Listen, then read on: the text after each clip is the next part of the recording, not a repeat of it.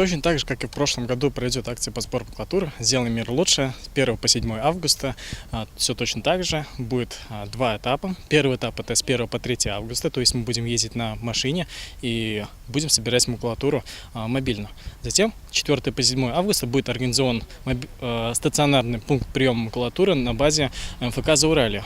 С часу до 6 часов любой житель города может прийти и сдать макулатуру и взамен получить какой-нибудь небольшой подарочек. Также, кто хочет поучаствовать в первом этапе, у кого нет возможности сдать макулатуру своим ходом, может подать заявку через СМС. Можете отправить на мобильный телефон адрес места жительства и примерно какое время будет удобно сдать макулатуру.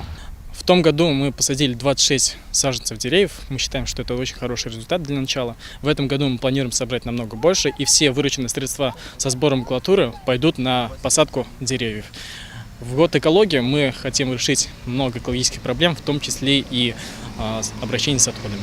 100 килограмм макулатуры заменяет одно дерево, так что мы считаем, что сдавать макулатуру – это очень полезно для природы, это очень рационально будут использоваться природные ресурсы.